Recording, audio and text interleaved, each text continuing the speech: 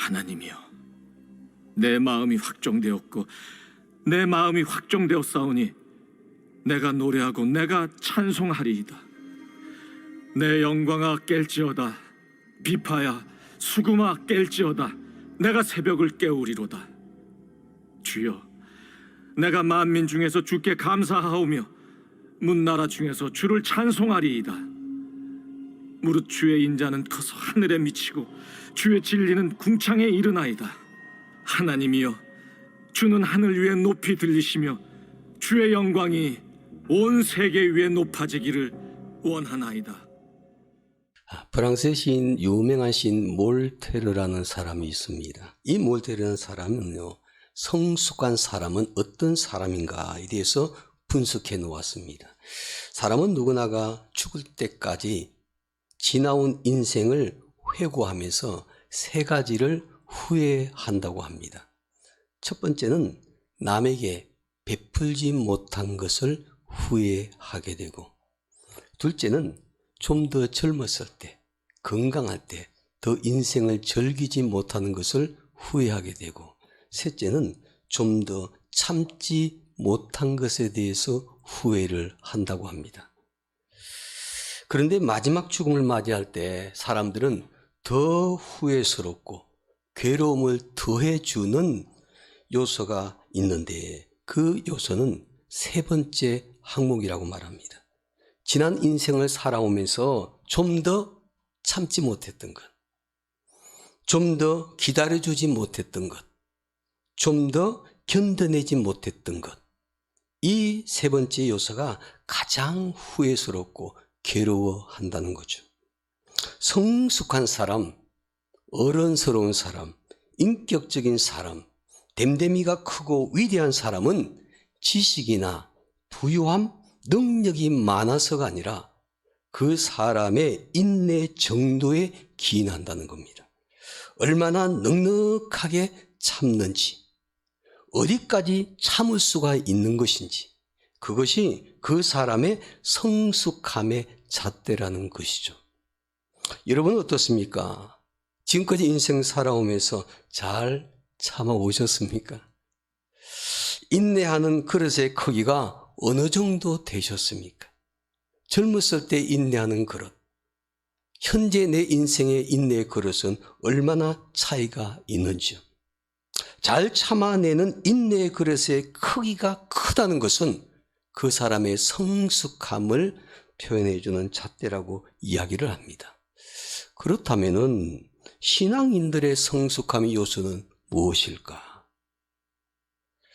신앙적으로 성숙한 사람은 어떤 요소를 갖춘 사람을 말할 수 있을까? 오늘 본문의 말씀에 보니까 성숙한 신앙인의 요소를 갖추고 오늘 저와 여러분들에게 본이 되는 삶을 살았던 한 인물을 만나게 됩니다. 이 사람은요, 다윗입니다. 다윗이 본문의 말씀인 시편 57편을 기록을 했는데, 이 시를 보면은 다윗의 성숙한 신앙의 모습을 발견할 수가 있습니다. 우리는 다윗의 이 모습에서 성숙한 신앙인의 세 가지 요소를 발견하게 되죠. 성숙한 신앙인은 어떤 삶의 모습을 가져야 할까? 성숙한 신앙인의 모습으로 살아간다는 것은 어떤 요소를 갖추고 사는 것을 말하는 것일까? 본문 시편 57편을 기록한 다윗을 보면은 그는 성숙한 신앙인의 요소를 가지고 있는 사람이었습니다. 그는 성숙한 신앙의 요소를 가지고 있었기 때문에 위대한 인물이 될 수가 있었습니다. 그는 이스라엘 백성 앞에서 왕으로도 성공한 사람이 되었고, 하나님 앞에서도 성공한 인생을 살았던 성숙했던 신앙인이었습니다. 그래서 오늘 본문에 나타난 다윗의 모습을 통해서 우리는 성숙한 신앙인은 어떻게 살아야 하는지를 배울 수가 있는 것이죠. 첫째로 성숙한 신앙인은 어떤 상황에서도 감사하며 사는 것입니다. 환경을 초월해서 어떤 상황 속에서도 감사하며 사는 사람, 감사가 더 넘치는 사람이 신앙적으로 성숙한 사람이라는 것이죠. 자, 본문의 말씀 볼까요? 한번 9절 말씀으로 보겠습니다. 주여 내가 만민 중에서 주께 무엇하오며? 감사하오며. 주여 내가 만민 중에서 주께 감사하오며 문 나라 중에 주를 찬송하리다. 그렇게 말합니다. 다윗은 이 시를 아둘람이라는 동굴 속에 갇혀 있으면서 지었습니다. 그는 왕이 되기 전에 사울 왕이 자기를 추격하며 죽이려고 하니까 도망을 다니게 되죠. 도망다니다가 마지막 간 곳이 아둘람이라는 그 동굴 속에 숨어서 지내게 되었죠. 언제 사울에게 발각되어 죽을지도 모르는 절박한 상황에 숨을 죽이고 숨어서 지내고 있는 상황이었습니다. 마실 물도 부족하고 먹을 양식도 더 말할 것도 없고 만일 숨있는 장소가 사울의 군사에게 발각되면은 목숨을 잃을 위기에 처해 있었습니다. 근데 사실은 다윗이 잘못한 것이 하나도 없죠. 죄를 지은 것도 아닙니다. 그저 사울 왕이 다윗의 인기가 높아지니까 시기하고 질투해서 그를 죽이려고 했던 것을 보게 되죠. 그런데 다윗은 그런 상황 속에서도 내가 하나님께 감사한다. 하나님께 감사한다고 그가 고백을 하죠. 그가 처한 환경과 형편을 보면은 도무지 감사할 일이 하나도 없어요. 불평하고 원망할 수밖에 없는 상황이에요. 그럼에도 불구하고 그는 하나님께 감사했습니다. 이것이 바로 성숙한 신앙인의 요소라는 겁니다. 성숙한 신앙인 요소 같은 사람은 어떤 사람인가? 어떤 환경과 상황 속에서도 감사하며 사는 사람, 바로 이런 사람이 성숙한 신앙인의 모습이라는 겁니다. 그는 환경 때문에 감사한 것이 아니었죠. 그가 동굴 속에서도 모든 것이 넉넉지 못했고 심지어 생명이 위협받고 있는 상황에서도 이렇게 감사할 수 있었던 것은 무엇 때문일까요? 그 이유는 다윗이 하나님을 생각했기 때문에 감사했던 것입니다.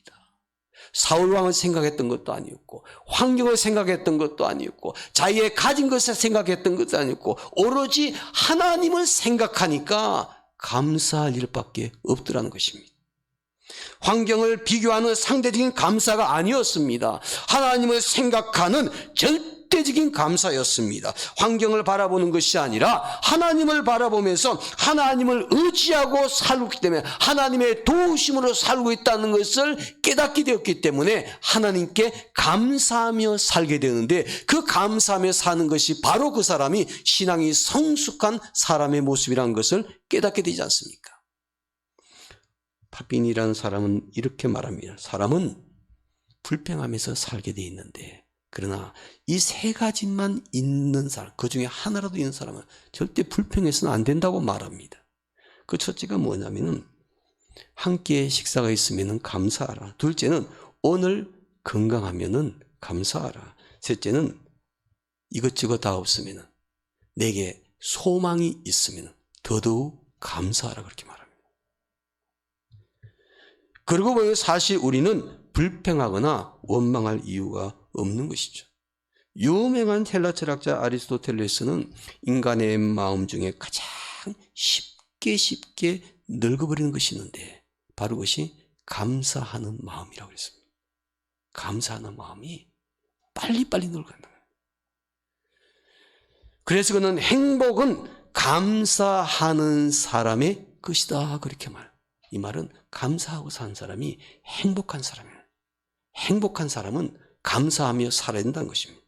감사하는 마음은 쉽게 늙어버려서 감사 불감증에 걸리기가 쉽다는 것이죠. 오늘날 현대인의 질병 중에 많이 나오고 있는 중 하나가 감사 불감증이라고 말을 합니다. 감사를 모릅니다. 불평과 원망만 하며 삽니다. 욕구 불만이 많습니다. 만족하지 못하는 소유에 노예가 되고 살고 있습니다. 그래서 가장 행복한 사람은 가장 많이 소유한 사람이 아니라 가장 많이 감사하는 사람이 가장 행복한 사람입니다. 행복은 소유의 정비라는 것이 아니라 감사의 정비를 한다는 것을 꼭 기억하시기 바랍니다. 감사하는 마음은, 감사가 없는 마음은요, 지옥과 같은 삶입니다. 감사가 없는 가정은 메마른 광야와 같은 삶입니다. 아무리 지식과 명예와 권세와 부를 많이 쌓아놓다 할지라도 감사가 상실되면은 행복한 인생을 살 수가 없습니다. 감사는 행복의 원료이고 풍요로운 삶의 재료입니다. 인생은 성공으로 이끄는 에너지가 됩니다. 그래서 우리가 너무 잘 아는 성경 말씀 있지 않습니까? 범사에 감사하라. 범사에 감사하라. 이는 그리스도 예수 안에서 너희를 향하신 아버지 하나님의 뜻이라는 겁니다. 그러므로 우리는 무슨 일이 있어서 꼭 감사하기보다 그저 하루하루 삶을 살고 있는 것 그 자체를 감사하며 살게 될 때, 저와 여러분들은요, 신앙적으로 성숙한 요소를 갖추고 있는 사람이라 그렇게 말할 수가 있습니다. 사랑하는 여러분, 오늘 저와 모두가 함께 성숙한 신앙인의 첫 번째 요소인 어떤 환경과 상황 속에서도 감사가 넘치는 그런 삶이 꼭 되시기를 주의 이름으로 축원합니다. 둘째로, 성숙한 신앙인은 하나님을 찬양하는 삶을 사는 것입니다. 두 번째 성숙한 신앙인의 요소는요, 찬양입니다. 찬양. 본문에 볼까요? 7절 말씀, 너무나 유명한 말씀이죠. 7절 말씀을 우리 다 함께 한 목소리로 합독합니다. 하나님이여, 내 마음이 확정되었고 내 마음이 확정되었사오니 내가 노래하고 내가 찬송하리다. 아멘. 내 마음이 확정되었고 내 마음이 확정되었사오니 무엇을 하겠다는 것이냐? 내가 노래하고 내가 찬송하리다. 다윗은 노래하고 찬송하겠다고 고백을 하죠. 하나님께 감사하며 사는 사람이 하나님을 찬송하며 살 수 있는 줄로 믿습니다. 여러분, 불평하며 사는 사람은요, 원망하며 사는 사람은 찬송이 안 나옵니다. 시편 말씀에 보면은 감사와 찬송, 이 두 가지는요, 세트 메뉴입니다. 감사가 나오면은 찬송이 나오고, 찬송이 나오면은 감사가 나옵니다. 두 가지를 분리할 수가 없습니다. 감사가 넘치는 사람은 찬송이 나옵니다. 찬송을 많이 하는 사람은 그 삶이 감사가 넘치는 삶이라고 말할 수가 있습니다. 여러분, 감사와 찬송이 넘치는 사람 되어서 성숙한 신앙인의 요소를 갖출 수 있는 성도들이 되기를 원합니다. 어떤 상황 속에서도 하나님을 찬송하는 사람이 하나님을 바라보는 성숙한 신앙인을 가진 사람인 줄로 믿습니다. 다윗은 자기를 힘들게 하는 사람들 성경에 보면요, 단 한 번도 원망하지를 않습니다. 참 신기하지 않습니까? 자기를 그렇게 힘들게 하고 괴롭히는 사람들 절대 원망하지 않습니다.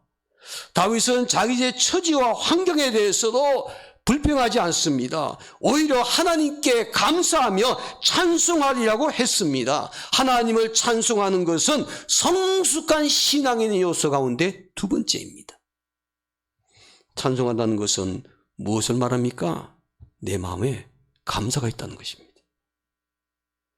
기뻐한다는 것입니다. 하나님께 영광을 돌리는 것을 말합니다.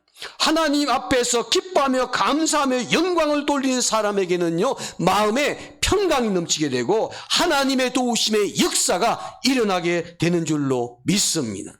다윗은 시편 56편 4절에서도 이렇게 고백합니다. 내가 하나님을 의지하고 그 말씀을 찬송하올지라 내가 하나님을 의지하였은지로 두려워하지 않으리니 혈육 있는 사람들이 내게 어찌하리라.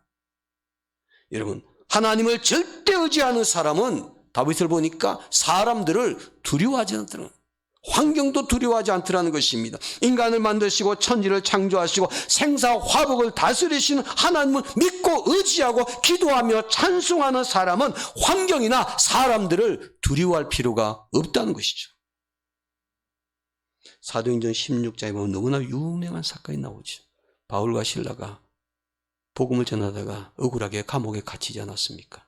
감옥에 갇혀서 그들이 하나님을 원망하는 모습 찾아볼 수가 없습니다. 하나님, 우리가 하나님 위해서 주의 복음을 위해서 헌신했는데 왜 우리가 억울하게 죄 없이 감옥에 갇혀서 이렇게 고통을 받으며 지내야 합니까? 이렇게 불평하거나 원망하지를 않습니다.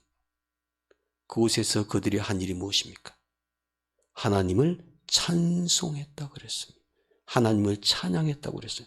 근데 그 찬송 찬양 소리가요, 그냥 흥얼거리는 소리가 아니라 성경에 보니까 그 감옥에 있는 모두 죄수들이, 간수들까지도 다 들을 수 있을 정도로 밤늦게까지 찬송했다고 그랬습니다. 그랬더니 어떤 일이 났습니까? 그들의 마음이 그냥 평안한 걸로 끝났나요? 아닙니다.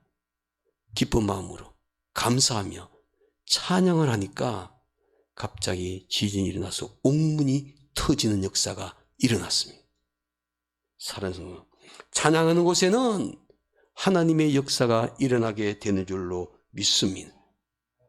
찬송은 기적을 가져옵니다. 기도는 응답을 가져옵니다.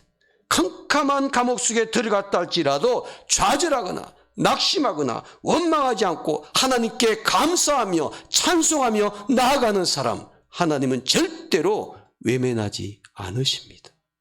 사랑하는 성도, 요즘 여러분의 삶의 환경이 마치 감옥에 갇혀있는 것 같은 그런 삶을 살고 계십니까?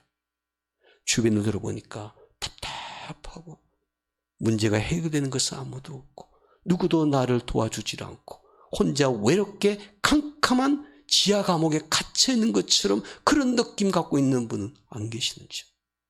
내일에 대한 희망과 소망도 안 보이고 하루하루 사는 것이 너무나 힘들고 고통스러워하는 분은 안 계시는지요? 그 암흑의 감옥을 깨트리고 나오는 방법은 하나님을 찬송하는 것입니다. 하나님을 찬양하는 것입니다. 하나님께서 영적인 지진을 통해서 우리의 영적인 옥문이 열리는 역사가 우리의 삶 속에 일어나게 되기를 주의 이름으로 축원합니다. 그리스 신화에 나오는 하나의 지어낸 얘기입니다. 근데 그 가운데 하나의 중요한 교훈이 있습니다. 옛날 뱃사람들이 배를 타고 항해를 하다 보면요, 외딴섬 무인도를 만날 때가 종종 있죠. 그 무인도 옆을 지나는데 그 무인도 하나가 아주 적막한 섬입니다. 근데 그 적막한 섬, 사람들이 살지 않는 무인도고 너무나 조용한데 이상한 것은 그 섬 옆으로 배가 지나가게 되면 꼭 요정의 노래가 들려오는 거예요. 요정의 노래가. 선원들이 한밤중에 배를 타고 캄캄한 바다를, 그 섬 옆을 지나가게 되면 사람의 애간장을 녹일 듯한 그런 요정의 노래 소리가 들려오는 겁니다. 그러면 이 선원들이요, 자기도 모르게 그 노래 소리에 그냥 빠져버려서 도취해서 비틀거리다가 그냥 사람들이 바다에 뛰어내립니다. 유혹을 받게 되는 것이죠. 그래서 아침이 되보면은 선원들은 모두 바다에다 빠져있고 빈배만 둥둥 떠있게 됩니다. 그런데 그 섬 옆을 지나는 한 배, 그 배는 늘 그 옆을 지나다니는데 절대로 선원들이 물에 빠져 죽지를 않았답니다. 무사하게 그 적막한 섬, 요정의 노래가 들려오는 그곳을 잘 통과를 하게 되었습니다. 그 비결이 이것이랍니다. 그 요정의 소리가 들려오면은 선원들이 다 나와서 다른 노래로 합창을 한답니다. 그 합창 소리가 말이죠, 그 적막한 섬 요정의 노래가 들려오는 소리가 들리지 않을 정도로 더 큰 소리로 노래를 해버리니까 그 요정의 노래 소리가 그 사람들을 유혹하지를 못하더라는 거죠. 요정의 소리가 커지면 커질수록 선원들은 다른 노래로 합창을 하면서 더 목소리를 높이게 됩니다.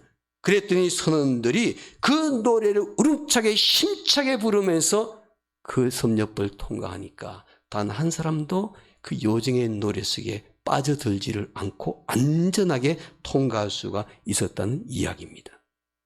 사랑하는 성도분, 우리의 찬양도요 마찬가지입니다. 우리가 세상을 살다 보면은 세속적으로 우리의 우리에게 끊임없이 들려오는 세상 유혹하는 소리들이 들려옵니다.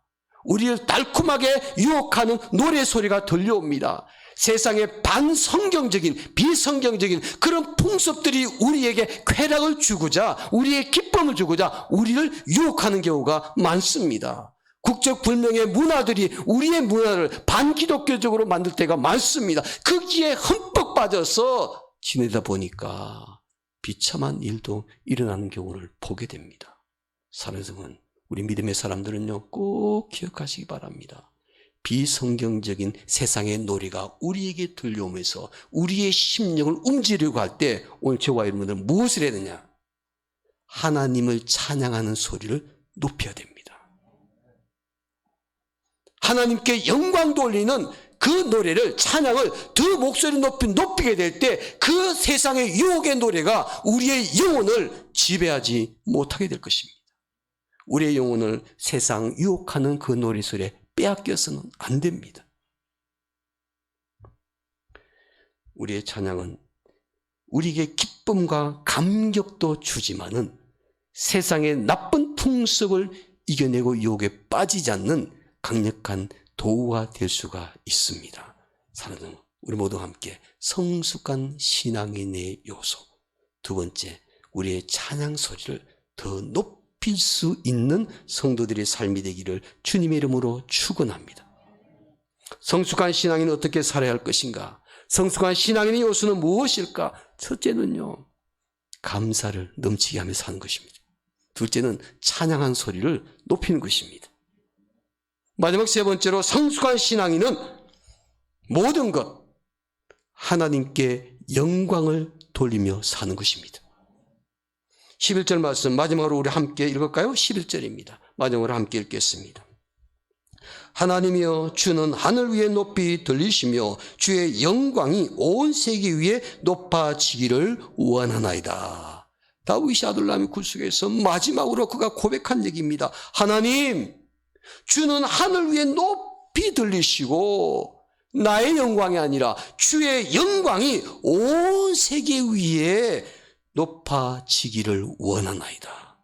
다윗의 마음은 자기의 영광이 세상 사람들에게 높아지기를 원하지 않았습니다. 주의 영광이 세상에서 높아지기를 원하는 것이 다윗의 신앙관이었습니다. 바로 이것이 성숙한 신앙인의 요소라는 거죠. 미성숙한 신앙인은요, 믿음 생활하면서도 자기가 영광을 받으려고 합니다. 그러나 성숙한 신앙인은요, 하나님께 영광을 돌리는 것입니다. 다윗의 관심은 무엇입니까? 오직 하나입니다. 하나님의 영광입니다. 그는 자기를 시기하며 죽이려고 하는 사울왕 때문에 심령이 상해서 참을 수 없는 상황에 직면했음에도 불구하고 자기의 섭섭함이나 분노의 감정이나 미움의 감정을 먼저 표출한 것이 아니고 그 상황에서도 그는 먼저 하나님의 영광을 생각하는 사람이었습니다.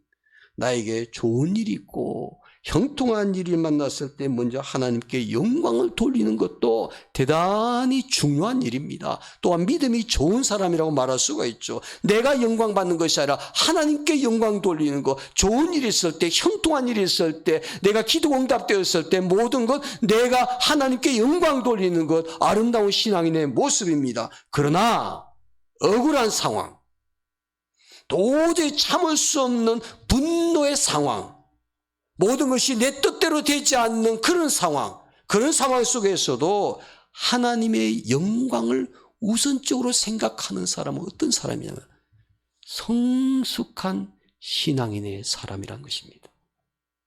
우리의 신앙적인 성숙함은 어떤 환경과 상황 속에서도 하나님의 영광을 먼저 생각하는 것, 우선적으로 생각하는 것, 그것이 성숙한 신앙인의 요소라는 사실을 다윗을 통해서 배울 수 있지 않습니까?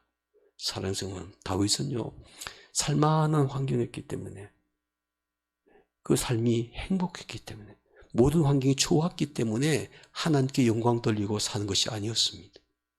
어려운 환경 가운데서도, 답답한 가운데서도, 억울함 가운데서도, 참을 수 없는 분노 가운데서도 먼저 생각한 것은 하나님의 영광이었습니다. 그랬을 때 다윗은 성숙한 신앙인의 요소를 가진 것을 볼 수가 있죠. 그래서 성경 고린도서 10장 31절에 너무나 유명한 말씀이지 않습니까? 너희는 먹든지 마시든지 무엇을 하든지 다 하나님의 영광을 위해서 하라.